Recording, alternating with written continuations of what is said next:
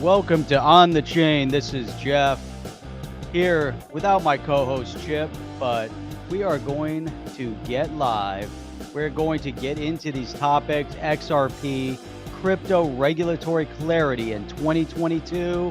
Whoops, it looks like the SEC stepped in it and did it again. You guys are ready to kick this thing off. I think I'm ready.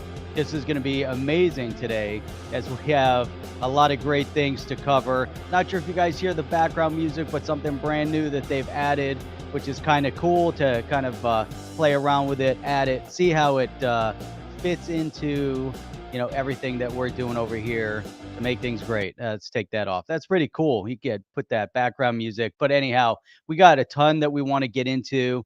We're going to be talking about, like I said, we're going to get a little bit into XRP. We're going to talk about cryptocurrency. We are going to talk about regulatory clarity coming in 2022, or is it 2024?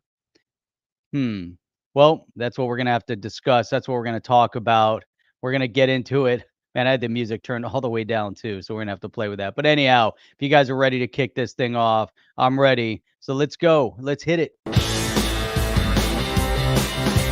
Welcome to On the Chain. All right, welcome back. Welcome back. So Chip, man, we're gonna have to play around with that a little bit. That music was like I could barely hear it on my side. So crazy stuff. El Jefe right out of the gate. Morning, Jeff can't make this up regarding SEC, and there were new filings with the judge. Obviously, they want it both ways. Wow, there's there's definitely some they're smoking some wacky tobacco over there. And yeah, there's got to be a massive hammer coming, right away. Huge shout out to Susie. Appreciate that. On your way to work. Glad that you stop in here. Say good morning. Check us out over here on the chain. Very, very cool as a first thing to do, first initiative, for the morning. So appreciate that. Uh, man. So lots to get into. First and foremost, though, and I haven't done so already. I've already been out and about today, but you know what I haven't had yet? The espresso. So have a little bit of espresso. Let's get this thing started. Hang on. There we go. Oh, that's good stuff. Really, really good. So if we look around and we try to figure things out, and it's interesting, right? Because we have, unfortunately, an administration here in the US that is very antagonistic against freedom, very antagonistic against, seemingly antagonistic, anyways, against cryptocurrency. And they keep spinning these narratives, and Comfy Lounge brings up an other interesting point, because how is that potentially going to impact the financial markets? How is that going to impact cryptocurrency? Now, there is some concern because now we're kind of on this we're on very shaky ground from one part of the world to the other.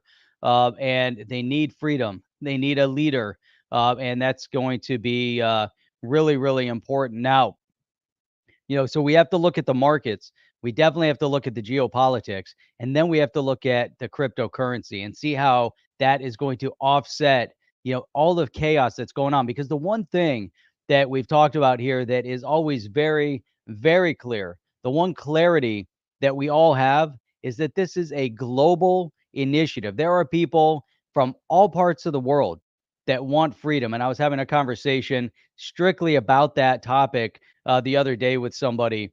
And I said, you know what is unique about right now, this time and age, with the politics, with everything that we've seen that's unfolded from multiple different governments, Australia included, is that they will take your freedoms for granted.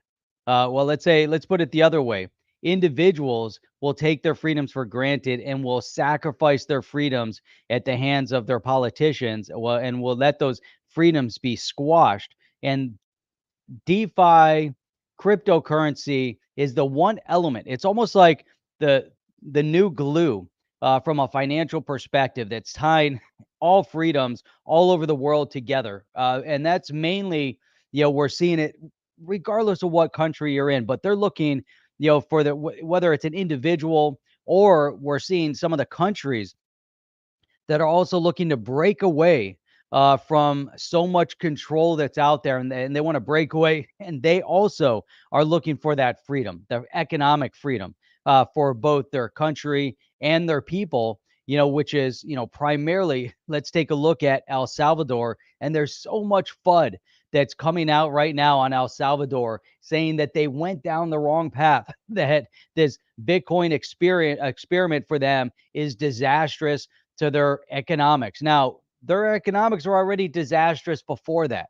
They're looking for a solution. Look at the Miami Mayor Suarez, looking for a solution, to bring economic well-being into the city. And then there's so much resistance, so much pushback. And now we see that the Federal Reserve, and Chip and I will get into this more tomorrow night, but the Federal Reserve, getting into this discussion now on a CBDC, to the point where Jerome Powell even came out and talked about stable coins.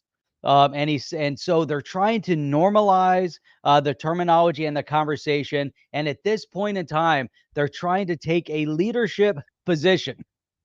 So we have 13 years already, under our belts in terms of the development of the crypto space, right? 13 years where, Bitcoin started this entire trend. And now we're seeing so many other assets, obviously, that have spawned off of that. And one of them that is really revolutionizing, and I believe will continue to revolutionize the movement of money, which is the XRP ledger. And there's going to be other technologies that will also then utilize and build off of the XRP ledger as they're looking for their footing. Now, we see a lot of resistance and pushback from the political elitists and the financial institutions that keep spinning things in a negative light. And we're going to watch a video here in a second. And this one is with Charlie Gasperino on Fox Business. And even those that are new to the space that are fighting on our behalf and looking at the way the SEC has mismanaged the case against Ripple, they too still need more education. They need to understand, everything that is actually happening or everything that happened. They don't have all the answers. They don't have all the information. And there's still some misstatements that are being made that need to be corrected. And so that is only going to come, from the crypto community specifically to better educate those that are going to stand up on behalf and those that are going to be outspoken on behalf of those within the crypto space. And now, again, I'm referencing this as a global initiative because there are people all over the world. And again, this goes back to what I was first saying. But the cryptocurrency community, let's call it, has really gravitated to this idea that decentralization equals freedom. And we look at that and we try to embrace, what does that actually mean? What does it mean when we talk about freedom? What does that, what kind of reference does that have on people's lives? And how do people interpret freedom? And so that's why we have to look at the decentralized nature of the financial infrastructure as one means of freedom. Because if they control the money flow and they control your means of earning and your means of earning interest and your means of achieving wealth, whatever that level of wealth might be, whether it's complete freedom where you don't have to work again, or you have a means of earning and you're able to make your own way. And they, if they're out there to stop that, then obviously that's problematic. Now you take it, so you have your financial freedom, which is very, very important. And then you have your political freedom, and then you have your healthcare freedoms, and then you have the freedom to do as you want with your own life in your own country without the imposition of government trying to dictate or dominate your life. So this is why we see in many of these developing nations, we are seeing an awakening within the developing nations to the cryptocurrency, to this idea of decentralization, and they see their way through cryptocurrency to achieve economic freedom, financial freedom. Again, that doesn't mean that they have to be, millionaires. That means that they have a means of earning. They have a means of earning passive income on their money. They have a means of joining the economic community, because in many of these developing countries, they did not have a means to join the economic community. That means that they didn't have a direct access to banking, or they didn't have a way to trust their government in order to put their money in the bank. So if we look around, even in modern day, meaning in recent, over the past year, 2 years, or whatever, we've seen countries like in Lebanon, where there was a run on the banks in Lebanon.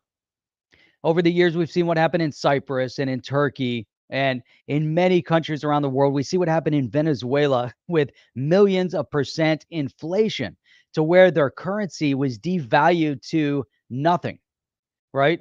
Now, that is the direct impact of bad government policy. And Davey brings that up, communism.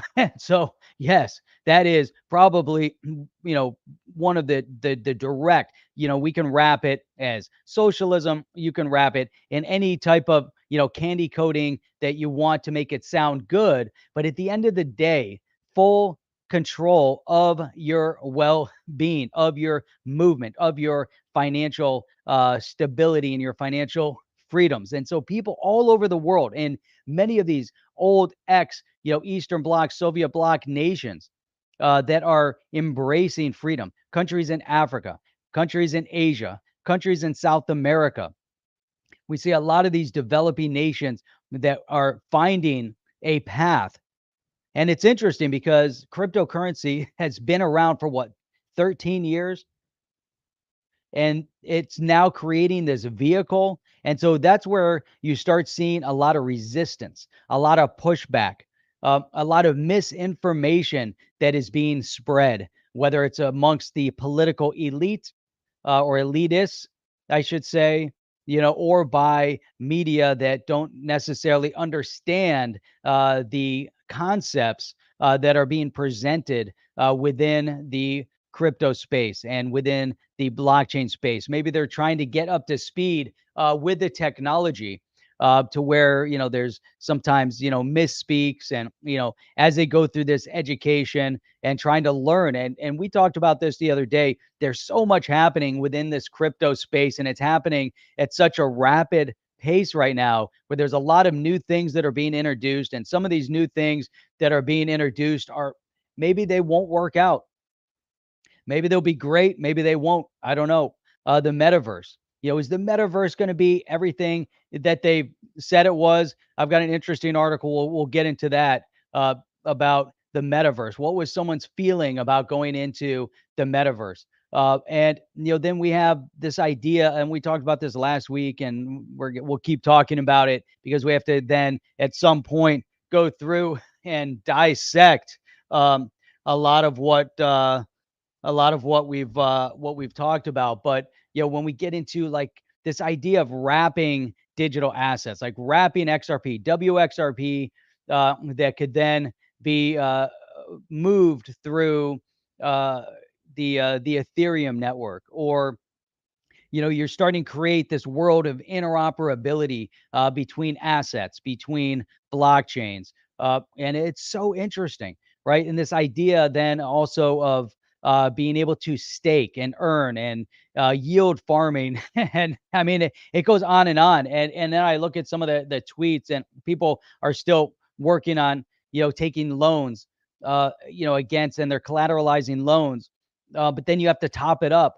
Otherwise, you're going to lose, and so you have to be very cognizant of everything that you're doing. But we have people, again, and this is, on a global scale. People are learning from each other all over the world. And to me, it's the best thing ever, because as you get people around the world, and in order to participate in this whole, idea is amazing, right? And even in this chat right now, if you guys want to take a moment, just shout out where you're from, in the live chat, and then as you watch back, go ahead and shout out. I saw someone, popped in here from the UK earlier, but you'll see, where, the it's amazing, right? So it's not just, hey, the US is going to lead the way. And one thing, one thing that is certain is that the politics in the US are actually getting in the way of the development of blockchain and cryptocurrency instead of benefiting the growth. So there you go. You got Tim from Auckland, UK. What is up, Tim? Great to see you here. But you'll see, as people pop in, we have a lot of people that are coming down, from Canada, and the controlled mechanisms that are going on up in Canada. But we've got, let's say, we got the UK, we've got Anaconda over here from Canada. A lot of people up in Canada. It's amazing, and obviously it's a morning show right now. But we have, you guys are coming in even when we're streaming at 8 p.m.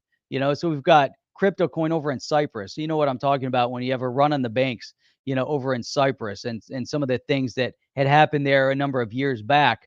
We've got Norway here, Robbie. We've got Eon in Ireland, which is great.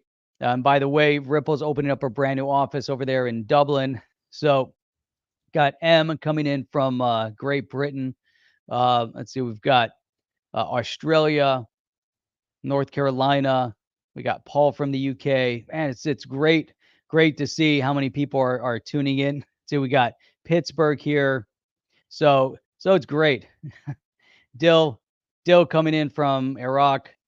So awesome. We got Dill Funk all the way from Baghdad, South Africa. So there you go. So this just shows, we've got people even on this show. This is a good representation, even if, we've got what, like about 110 people that are currently tuned in. And that's a good percentage all over the world. And everybody coming together to share ideas and get this idea of how do we take this decentralized finance to a whole new level, right? Mainstream. And we're starting to see that conversation among some of the bigger players. And we're going to get to this video and we're going to dissect it a little bit, because there's some stuff in this video that you can agree with and there's some stuff that you can disagree with. And so let me pull this up. Let's watch it. And then we have a bunch of other things to dig through as well. And let's say we've got, well, we've got Japan over here, Mark coming in from Sapporo, Japan. We got Delaware over here, Gary. And then I saw Crypto Eddie here from Tokyo. Great to have you on.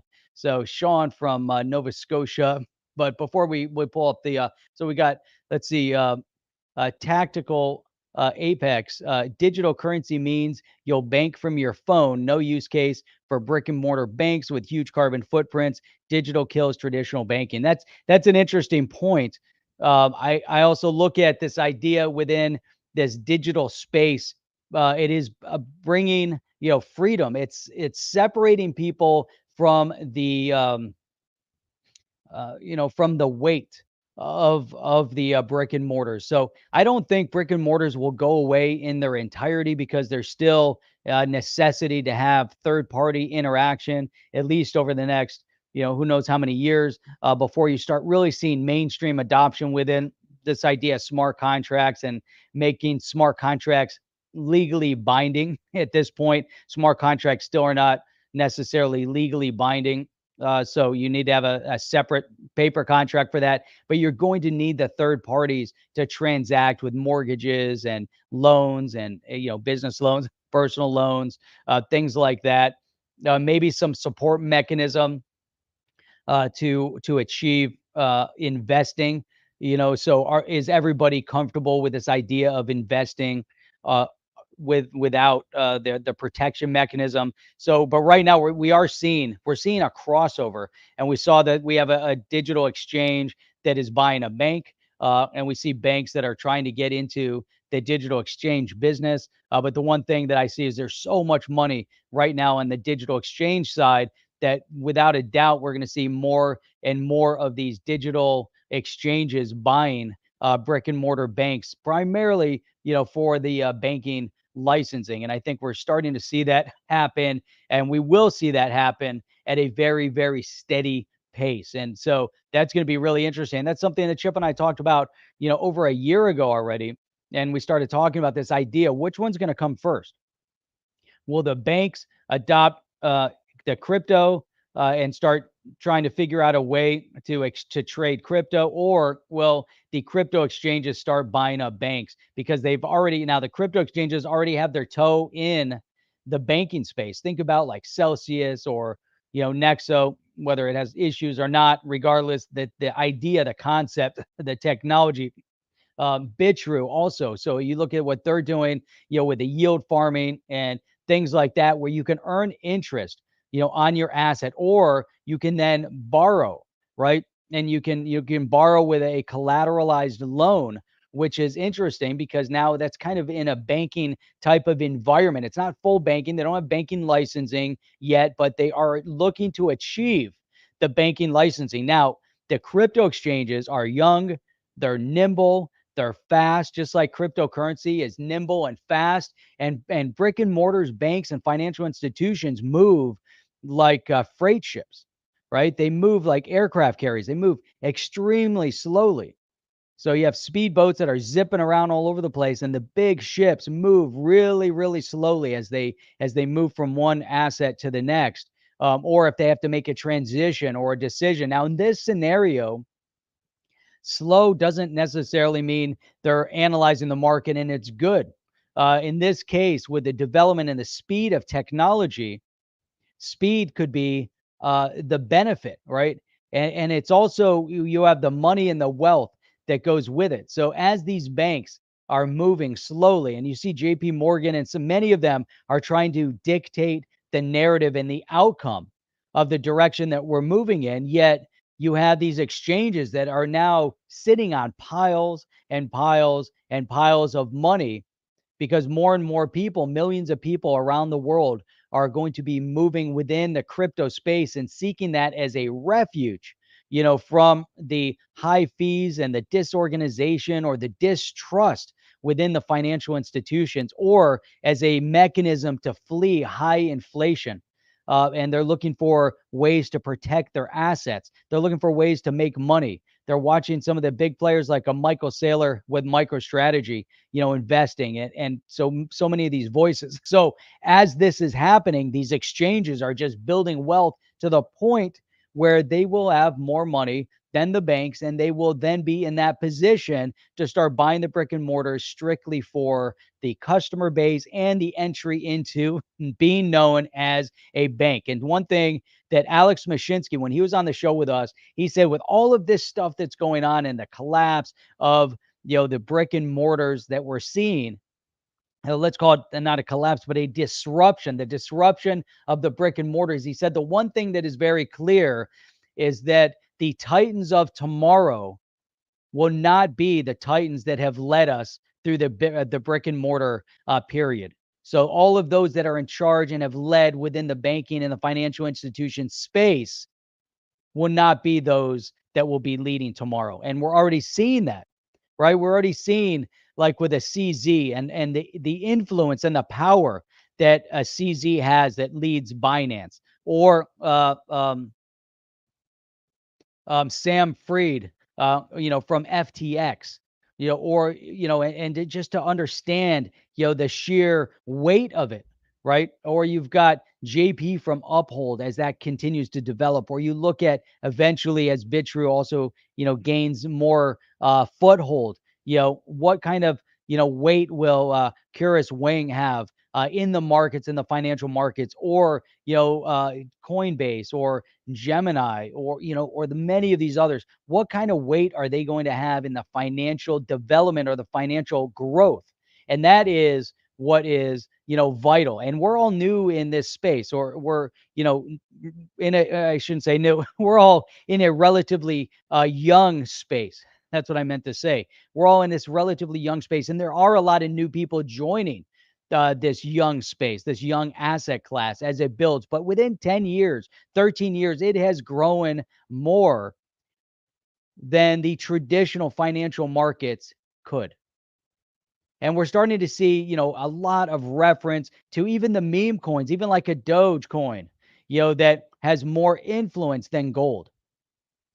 And so that is where, these new titans, these new powerhouses will have more influence over the direction of our financial outlook than a Federal Reserve. And as the Federal Reserve kind of spins and the governments and the politicians are all kind of working together to try to figure out how to salvage and hold together, what was. But you can never hold together what was as it's crumbling. You always have to look forward and figure out a way to take what was into the future and make it that much better. So instead of, finding a common mechanism, to work with all those that are growing in the space, you would think right now that the SEC and many within the political infrastructure would all stand up and say, this is a brand new asset class and look at what's going on around the world, how amazing it is. What do we need to do to help facilitate the growth and the betterment, of this technology? And we're seeing the exact polar opposite coming out of many of the mouthpieces. And that includes the teleprompter readers that get up on the news and speak, because they don't really understand what they're saying, yet they want to continue to spread, whether it's FUD or FOMO, right? So there's a lot of that. And then you have the supporters in our space. And obviously, we had Eleanor Tarrant on with us, and she, in a short period of time, has learned a lot about cryptocurrency and blockchain. And she's learning more, and she has this desire to learn more. And that's going to be another leader in the mainstream as a voice, as a voice in the mainstream to continue leading. Why? Because she is determined and dedicating herself to learn more. And it wasn't enough to just, learn a little bit. She wants to understand the full fundamentals of what's going on in this expansion. So that's impressive, right? So here's another support here from Zero Latency. Appreciate that. Thanks for all you do for the community. Thoughts on Flare Finance DeFi on Flare Network. So interesting, and I don't have a tremendous amount of experience working or kind of analyzing Flare Finance, or, what they represent kind of as an entity. But the idea, the concept of what they're working on is big, and so that's what I'm referencing. It's this departure from the old brick and mortars. And now some of these are going to go away. It could be that Flare Finance becomes the end all be all as they work with Flare networks, or maybe it becomes nothing. Maybe it goes away. Maybe we do find that there isn't enough protection for those that are investing. Maybe there's an issue there. Maybe as we start looking at collateralized loans, there has to be a better mechanism to protect individuals that are trying to leverage borrowed asset. And do they necessarily, when the markets turn, do they then have to top up their balance or risk losing everything? And then what protective mechanism is in place to help facilitate that into the mainstream? Because you can't have mainstream everybody worrying about, oh, I collateralized a loan, but now every 2 seconds I have to worry about whether or not the market has changed. Because we're still in this relatively speculative period where there are big fluctuations within the crypto space, and you could go up way, obviously we saw where Bitcoin was and the whole market. I reference Bitcoin because that's the one commonality that all mainstream know and understand. But the markets trended way up. Ethereum, Bitcoin at the top of the food chain, sitting there at like 60,000, and now it's pulled back. I don't know where it is today, 40,000? So it's pulled back about 20,000. Now imagine if you collateralized your loan at 60, what happens now that it's dropped down? Now your loan to value ratio is different. So now what do you have to do? You have to top it up, and so that in the mainstream will be extremely, extremely difficult. But overall, you look at the ideas of what's going on across the board is exciting. It's exhilarating, right? Go on to Bitru and look at what Bitru is doing with the yield farming, and getting this idea that you can tie up your asset for like 30 days or 60 days, and you can gain a high return in a different asset. And now you're just growing your holdings in other assets. Some of the assets, I don't know. I don't know if they're ever going to be around. I look at the Bitru and I look at Greyhound, and you look at some of the others that I was seeing yesterday.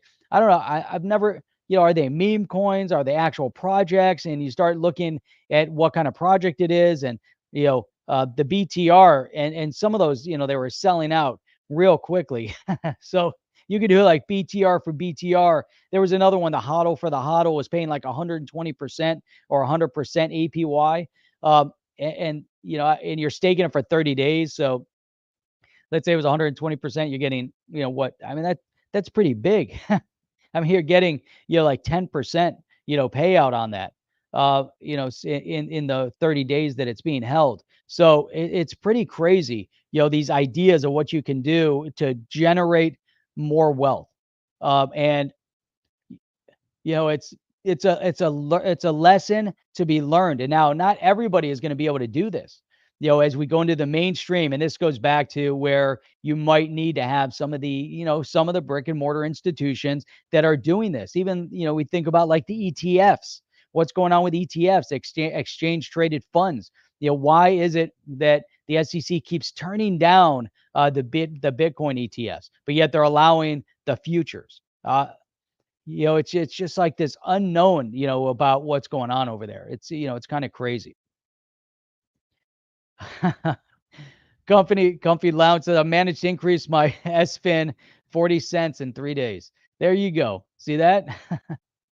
It's awesome. So Steve Willett, united we stand, divided we beg. I like that.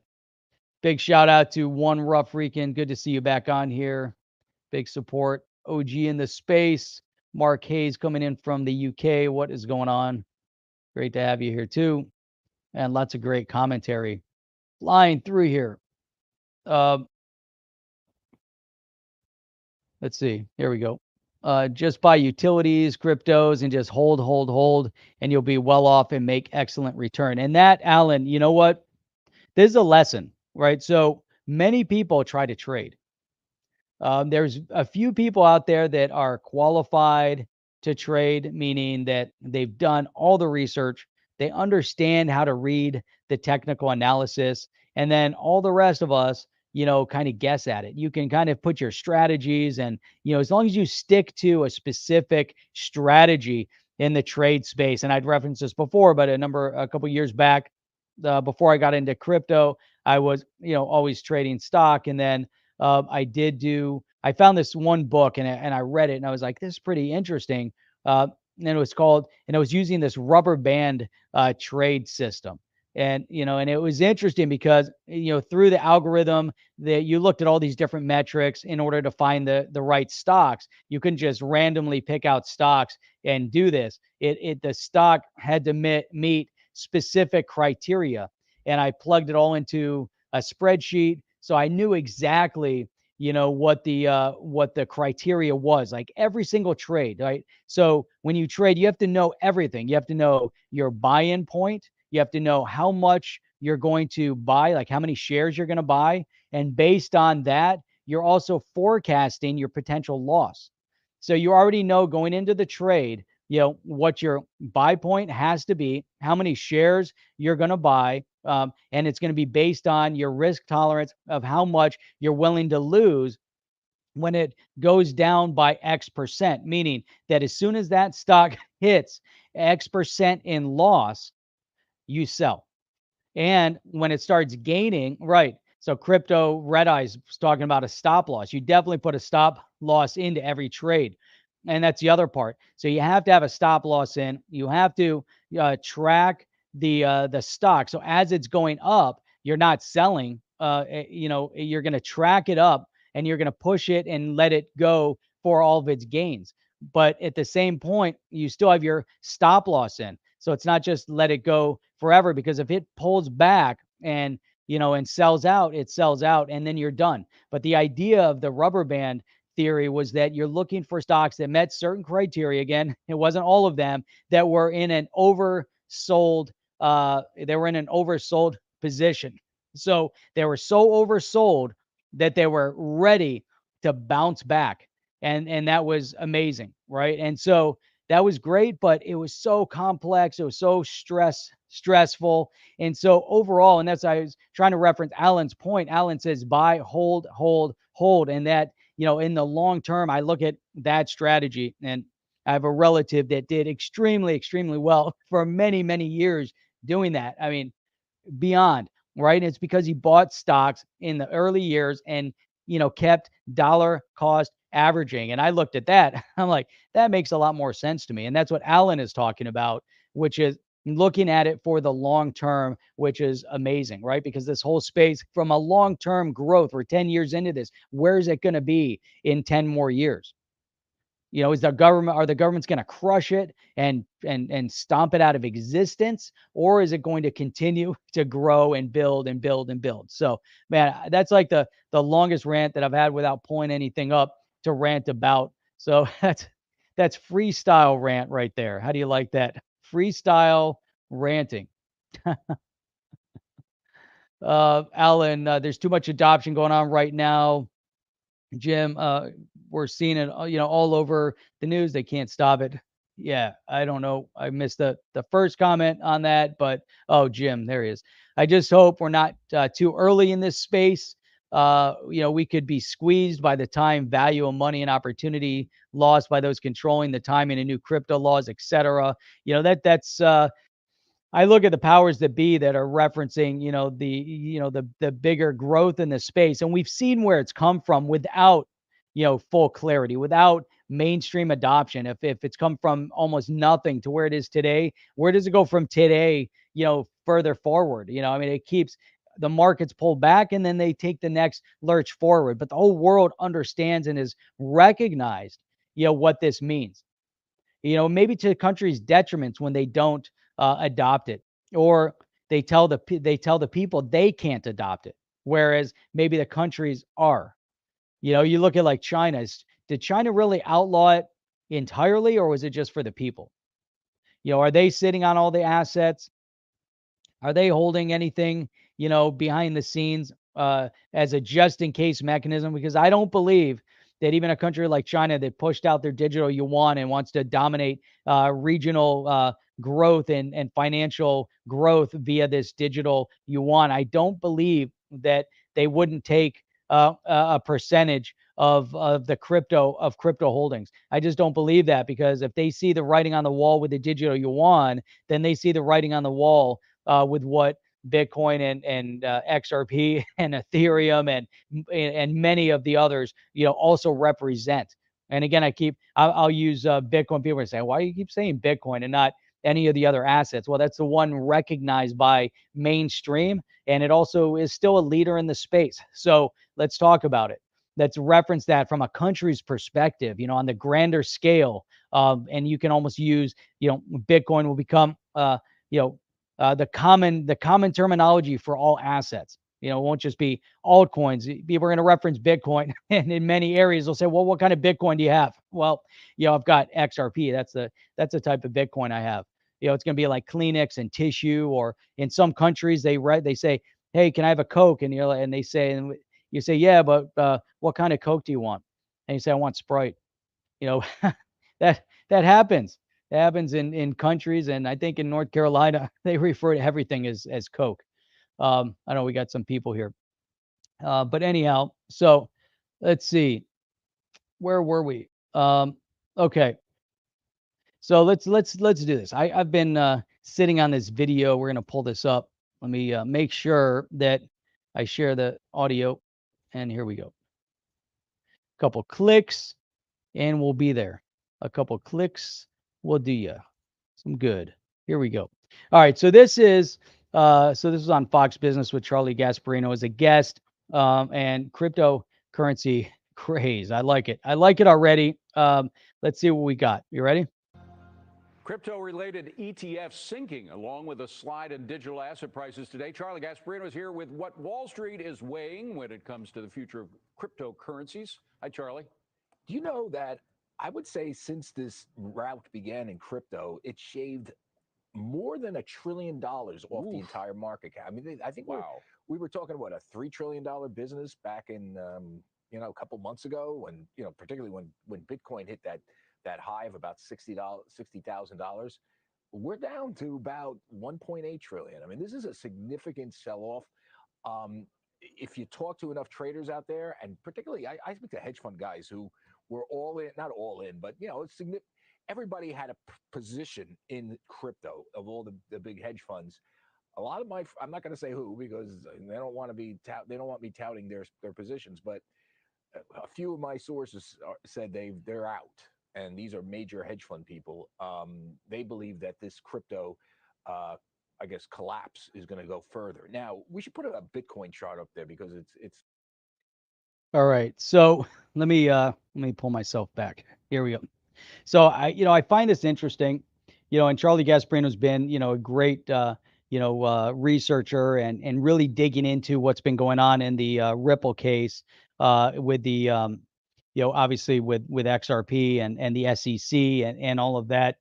And, I look at, Charlie, and some of the things that he's referencing here. Now he's thinking about this, from a mainstream perspective, right? So you see these massive sell-offs. Now, again, even Charlie Gasperino is still relatively new to the space, but they're using, their analysis of the brick and mortars and applying it to the crypto space. Now, they could be 100% spot on, trying to use kind of, the historical trends of the financial markets, or, they could be completely off, if we've looked at and we've tracked. And so they're talking about this massive routing, this massive sell-off, moving from a $3 trillion market cap down to 1.8 trillion. Now, the one thing, if we analyze historically the crypto market, not to say that if you look at any market historically, that's exactly what's going to continue to happen in the future, but historically in the crypto space, right? And DNI said it spot on. But if you look at historically in the crypto space, it has its bull market, it has its bear market, it pulls back, and overall, year over year over year over year, the crypto space always is way ahead, year over year over year. And so, although it's referencing a pullback, and maybe, we're starting to see this. So let me pull this comment up, because this is like a spot on comment from DNI. Charlie is seeing crypto through Wall Street glasses, and that's 100%. They're trying to apply that to exactly that, and so for blockchain backer has been on point with everything so far. Blockchain backer is really, spot on with a lot. I mean, he really sees it, understands it. And this is the difference too. So here's what I find is interesting. We have the mainstream analysis of the media, right? And I don't want to say this and try to, so it's nothing to do with what we're seeing here, but we have the mainstream analysis, coming from the media of the crypto space, trying to understand cryptocurrency, but in the way their mechanism of trying to understand it, they're trying to apply the everything that is historical with the stock market. And that's why, you saw a lot of, the technical analysis of the stock trying to apply to crypto. Now, crypto is still very, very speculative, and all, the power to blockchain backer, and huge kudos to blockchain backer for everything he's done to support our show, but also everything that he does in the space, because here, if we're going into this mainstream, we have people within the crypto community that are just like spot on, that understand so much. And so if you look at like blockchain backer, don't know where his full history, was, but his education and his knowledge of the crypto space, he is analyzing it, from a very, very, high level. And now you have the mainstreamers trying to come in and do the same thing. But like DNI said, they're putting on their Wall Street glasses and they're trying to analyze crypto. But, that's why our, within the cryptocurrency community, I mean, it's amazing to me, because we have a lot of YouTubers in the space. This is like our crypto media, So you have like Fox Business and CNN and all these that are still trying to the brick and mortar news. We still haven't seen a migration yet of brick and mortar news, over to this newer blockchain. And we've already seen kind of like the dissolution of paper newspapers. When we saw online and websites, now we have the social media, and there's been a battle because social media is kind of can get out of hand. But yet, we also have many of the social media warriors out there that understand the space and have really taken life experience to be able to then apply it and share it. And this is to me even more important because I look at a lot of the talking heads that get up on the news, and the talking heads on the news, what you know are they smarter than you are? Do they have any more information than you have? And maybe they do, maybe they don't. Are they privy to anything else? Maybe they're privy to some information earlier than you might be. They get something from a source, they talk to so and so. Then once it's out in the open, do they know anything more than you know? Can they analyze that information any better than you can analyze it? And that goes across the board on all the news channels, right? You can listen to these people, you can get information from them. You can say, hey, this is great. You guys are doing a great job. This is outstanding. But at the end of the day, you can't just say, hey, what they said is 100% spot on, because you got to then dissect it in your brain and figure out what the reality is, and take your experience and put it, in front of your eyes and say, okay, this is my experience. And now, hey, you know what? I was talking to blockchain backer. That's his experience. That's his take on it. This guy seems to really understand crypto. These guys over here are just learning about crypto in the mainstream. But mainstream, these guys have years and years experience in Wall Street. So let me listen to a little bit about what they're saying. And then I'm going to go listen to Crypto Eddie because, she's got the pulse on everything that's happening, with the new projects, and, take her life experience, everything that she knows and understands, and how she's dissecting the crypto space, and then you'll, tune in a little bit to DAI, and then you go on to Twitter and you'll see Mr. B over there on Twitter, and you'll say, okay, what's he saying over here? Then you'll come to the On the Chain community and you'll look at the commentary that's coming from everybody here in the On the Chain community from all over the world, and say, okay, look at the opinions and the ideas that are being presented here within the On the Chain community, live, as we're all chatting, and you're saying, okay, now I get it. I'm starting to understand more and more and more, and that's it right there. It's impressive, and and this is the not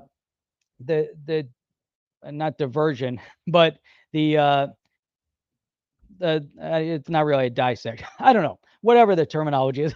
Let's call it the diversion from mainstream into this, bringing people together. Let people learn from each other, and see what others out there have to add to our overall, which is, to me, that it's amazing. I've learned more in the crypto space, via this methodology than anybody could. It's amazing, right? You're not going to go and open up a book. You're going to go onto YouTube, you're going to go onto Twitter, and you're going to, then dissect some of the white papers and look at some of some of the projects. You're going to look at their websites, whatever. And then you're going to dig in and you're going to see and sit here and listen to people and see what they have to say. And that's everything right there. This is so anyhow, let me digress.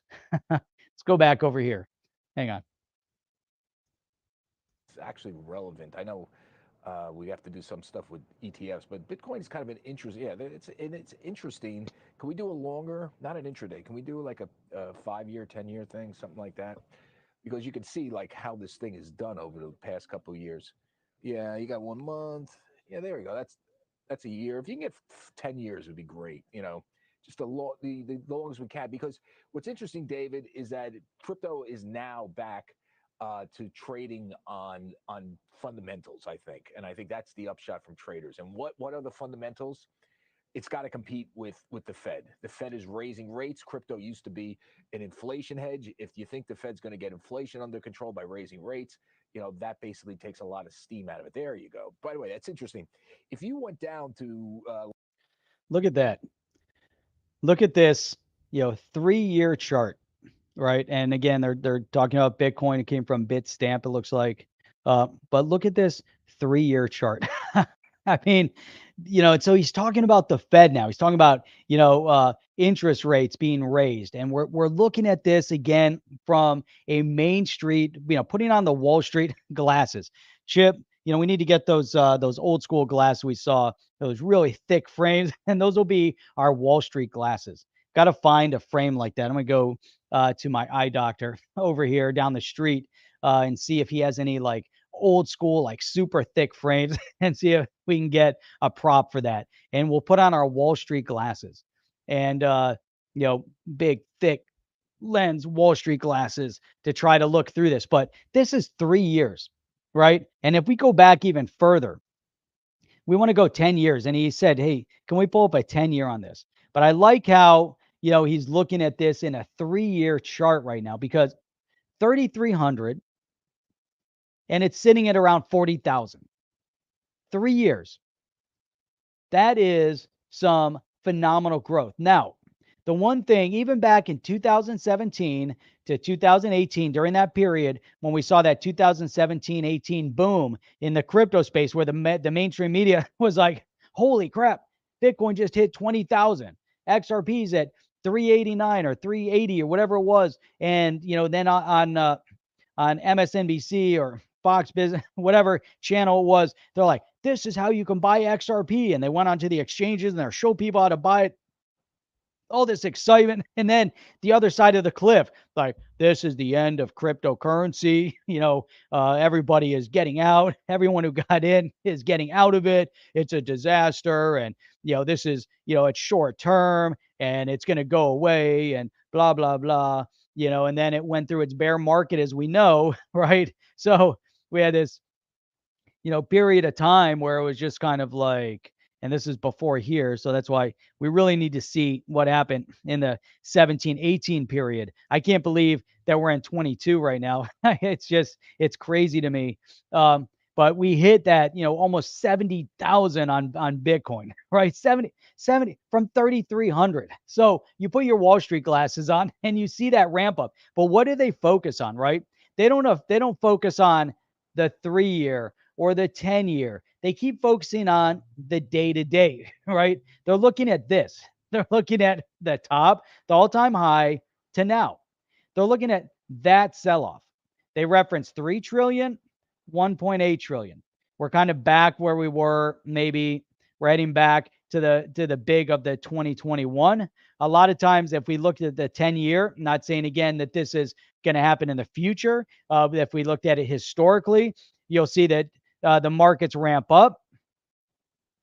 They pull back to that first big ramp up. You'll see the pullbacks. And maybe after they hit, the highs, maybe there's a pullback to the last, all-time high as it ramped up. And then you're going to see that parallel. It's going to potentially pull back, maybe dip a little further, and then maybe go up. So if we'd have to pull up our own 10-year chart, which I could do, but we're kind of going through this video. But it's amazing because to me, this is meaningful long term, right? And that's what Alan was talking about. Alan is referencing, hold, because the longer term, when we look at it in a 10-year cycle, our 5-year cycle, it's not get rich quick. I'm going to make $1 million tomorrow. Now, we obviously see all the articles from the mainstream, so-and-so, over in whatever country, as a joke, put up their selfies as an NFT and now they're worth $1 million. Or, another, an artist, a girl, had put up her NFTs and, now she made like $3 million and she's the, highest paid female artist today, and the amount of money she made in the NFT project, and it happened overnight. And that's going to happen. People are going to do that. People are going to make their millions on Dogecoin or the meme coins or whatever coins. There's going to be a lot of that in the meantime, right? And there's going to be a lot of ups. There's going to be a lot of downs. Someone's going to say, I made $1 million in Doge. I lost $1 million in Doge. I made $1 million in Shiba. I lost $1 million in Shiba. It's going to be ups and downs, right?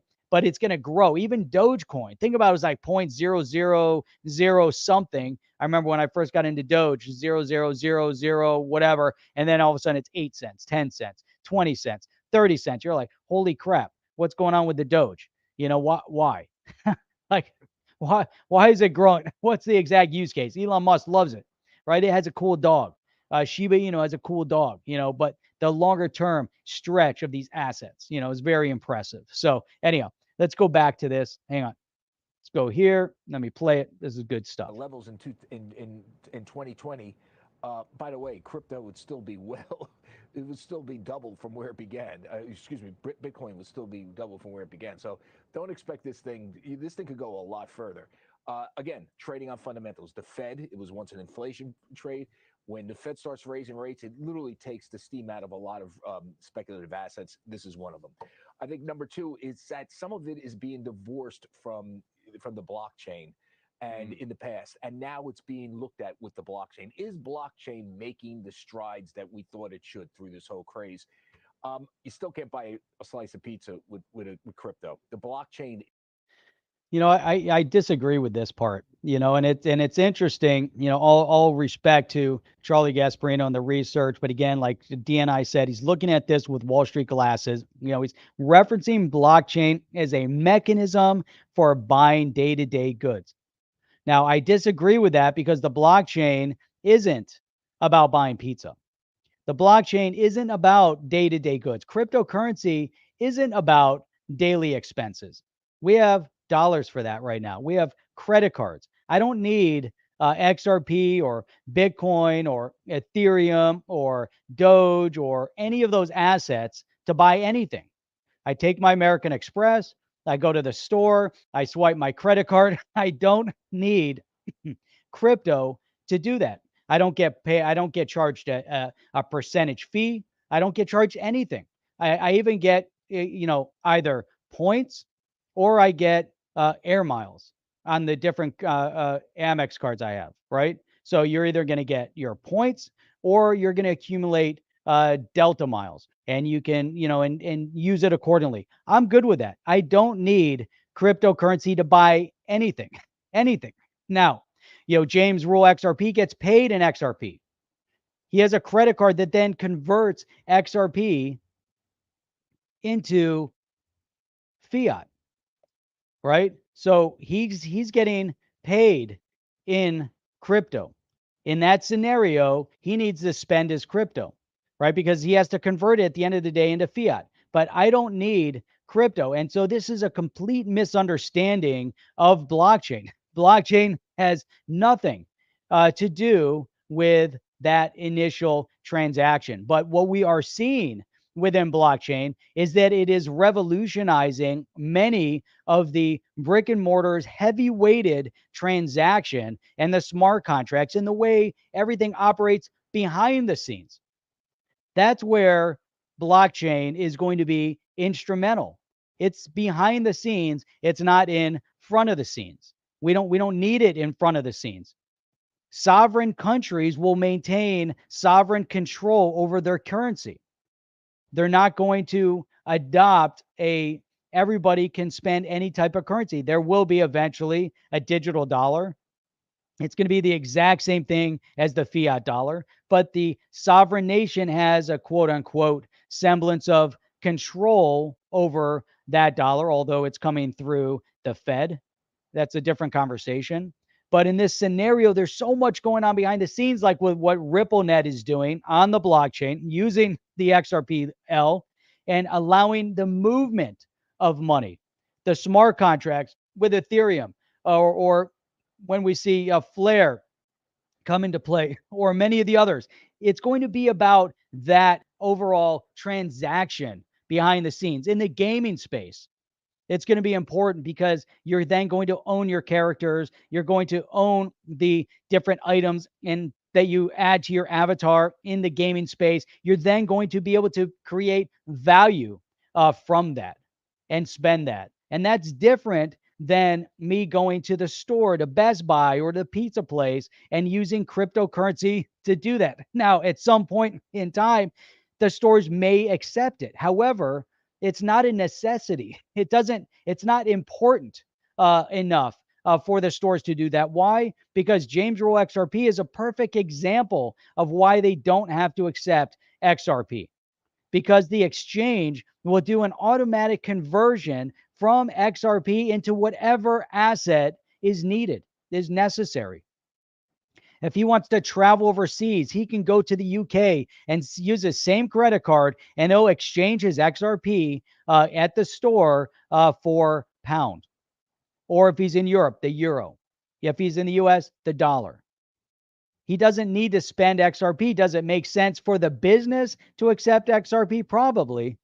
Does it make sense for the business or the credit card companies to start utilizing a solution like RippleNet that will streamline the movement of money and create liquidity? Yes, it does. In the back end of the overall infrastructure of the financial space, does it make sense for individuals to move and trade in their cryptocurrency to be able to leverage and create passive income? Yes. But I don't need to use cryptocurrency to buy pizza. It's irrelevant to my entire existence. I don't need it. It's not important. But that's where they focus. That's how they look at the benefit of the space, and it's not right. It's actually a misstatement. But think about some of those in the mainstream. Even Charlie Gasperino, who's outstanding, he's dissecting and learning as he goes, just like we all were and we all are. We're all in this together. I love the fact that Charlie Gasperino is out there, on Fox Business talking about cryptocurrency. And no one's ever going to get everything right. I mean, I know that Chip and I misspeak on stuff, we're not, and it's the reality. We have to, agree to learn from each other. That's the most important part. Yeah, let's continue with this. Is not that universally used, and I'll tell you, David, unless it becomes much more embedded into the real economy, Right. people are going to question the cryptos. And there's one other thing which is hanging over it, which I think is going to hang over for a while, and that's regulatory uncertainty. These guys don't know Yes. who should regulate it. The Fed wants to do it. Gary Gensler wants to do this. CFTC wants to do that. You really need Congress to step in and say, we need one uber regulator, and here are the rules of the road for everybody. Boom. That to me, that's everything. Charlie Gasperino hits it out of the park right there, right? The SEC, no, Chip, not you, not at all. So Gasperino hits it out of the park. The SEC wants to overreach. There's a power struggle going on between the SEC, the CFTC, but he's spot on. It's not the SEC. It's not the CFTC. It's Congress. Congress has to get their act together. Congress has to get their act together to act and create the rules of the road. They have to create the regulatory clarity. And that's exactly, what Charlie Gasperino is talking about. They need the rules of the road. We need clarity. And clarity does not exist. Gary Gensler does not have clarity. Gary Gensler in his living room might have clarity in his living room, but he's not living in the real world if he's in his living room, like the rest of the administration are so far departed from reality at this point, right? They all live in their multi-million-dollar homes. In Congress, even they're making $180,000, yet they're able to trade and make money off of information that they receive through Congress. Some of the appointees have not reported the sales of their stocks when they have 30 to 45 days to do so, and they don't do it, and they wait 6 months, and then they get off with a little bit of a fine. They say, well, it was a clerical error, but yet they're tied up within the administration, so it's okay. You have somebody like Gary Gensler, who is he's off base with crypto, and there is no clarity in the space, yet they're continuing to push the wrong narrative on this. It's really, really, it's interesting as we dissect it all.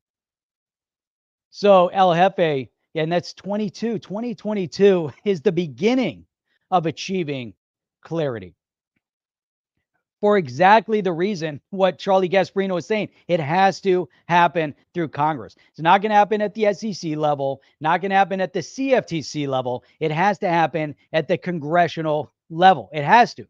And this is where all of us together, we start learning, and you start approaching your direct representative, and you start to see, that this is where it has to happen.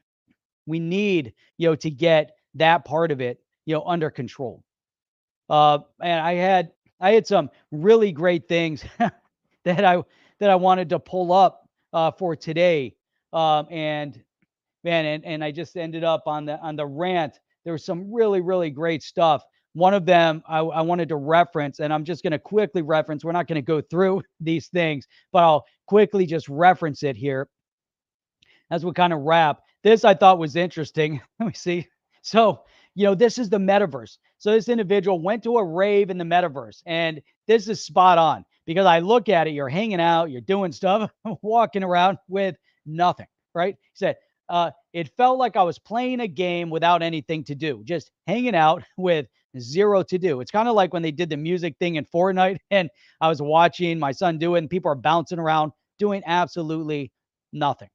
Nothing. They went to listen to music. They were there for about 5 minutes. Boom, gone. Go play the game.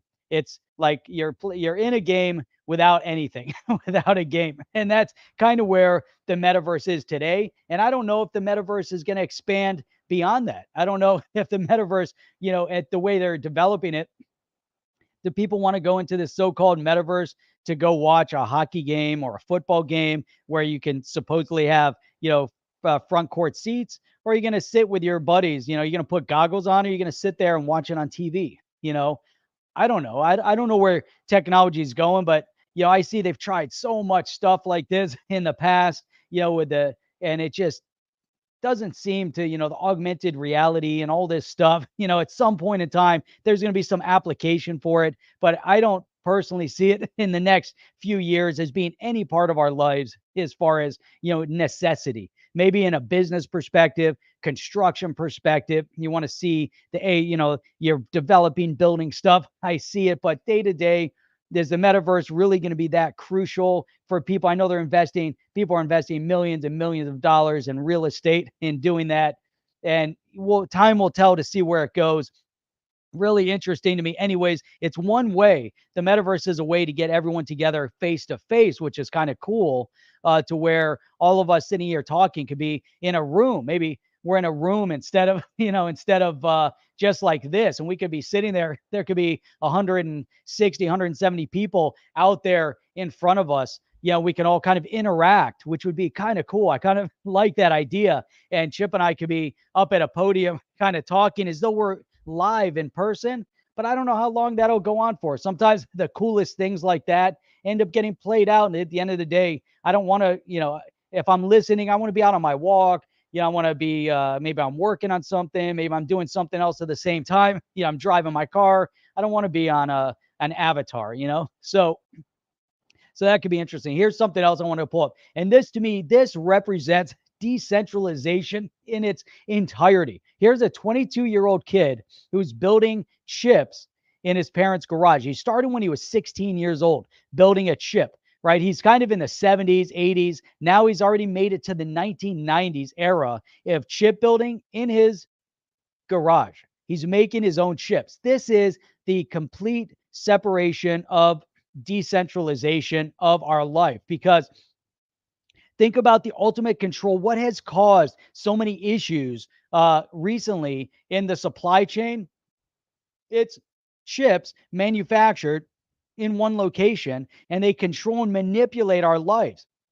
And we see that the investment from these multi-million dollar, billion dollar companies take forever to get going. But think about small businesses being able to make chips. Maybe they're very specific, but here's so now we know Intel's doing it, but they have $100 billion factory, 10,000 workers. And then you got this kid making chips in his basement, basically in his garage. And he moved from the 70s to the 80s to the 90s.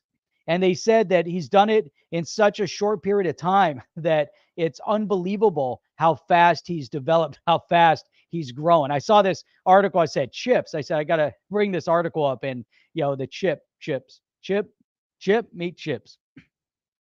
Garage built chips aren't about to power your PlayStation, but it's amazing, right? He's doing it on this small, tiny budget. And he's been able to buy some of the old technology to do it. He got some old books. He got some old machinery. He got some old microscopes. But look at this. The best find was a broken electronic microscope. It cost $250,000 in the early '90s. He bought it for $100,000 and $1,000, and he fixed it. And he's looking at his chips. Look at his setup. He's got a setup here like it's out of the 80s, with the CRTs, but he's making chips himself and he's learning as he goes along.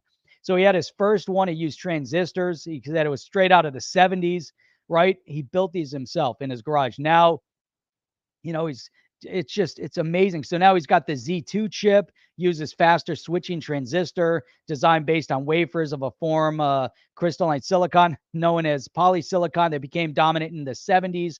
And here he goes, 4,000 revolutions per minute on this turntable to coat them. And he's like doing all this stuff. And, it's amazing what he's been able to do on his own, and just growing, developing, and eventually that's going to be where it's at. We're going to see, they're going to have, chip production right there. And you could have a small business. Maybe you get, I don't know, 100 people, making chips and supporting chips. Maybe you have chips specific, to automotive, and they'll buy them from multiple suppliers. It'll be chips for computers, and they'll be, more specific, for whatever it might be, built, but by a small company.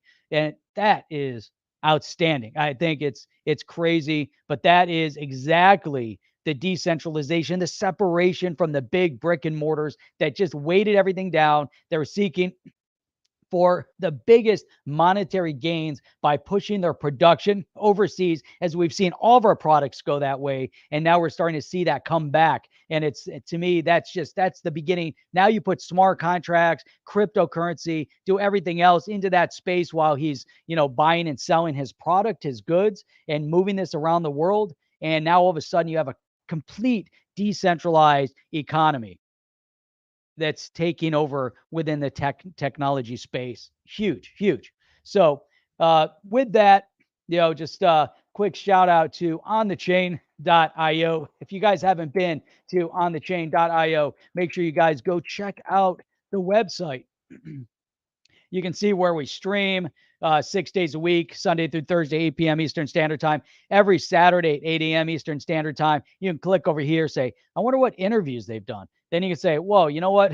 Did they ever do an interview with Warren Davidson? Let's see if we can look at that. Warren Davidson. Look at that interview right there. Or how about Emmer? Oops, I lost my interviews. But you scroll down and say, look at these cool interviews. Look at these people they've had on. It's really great. Go check out the website. And they said, hey, you know what? I really would like to listen to it in podcast format. What kind of podcast? They can go over here, check out a little bit about Chip and I, go back home, and then you can kind of get some cool stuff. You can look at the podcast there. You can even hit support OTC and say, whoa, check that out. You can actually subscribe, get some behind the scenes stuff. We have a lot more things coming in the near future, plus some digital meetups that we're planning again. That will be open to the members. A lot of cool things. And you can just subscribe and you get an email, even, at the free membership, you get a free email every single night when we're done streaming. So if you miss the stream, make it easy. Go to your email, and then you can click. I want to listen to a podcast form. I want to read some of the articles that they were covering, and that's how you can do it. So that is onthechain.io. Lots of stuff going on in this space, a lot of cool things, and we're going to have a lot more coming. Looking forward to tomorrow night. Chip and I are going to dig a little bit into the Federal Reserve and stable coins and cryptocurrency and all that cool stuff. So with that, you guys have an amazing weekend, and we'll check you guys out on the next one. I'm out. Are you down with OTC? Please like, subscribe, and click the bell to be notified when the next video drops.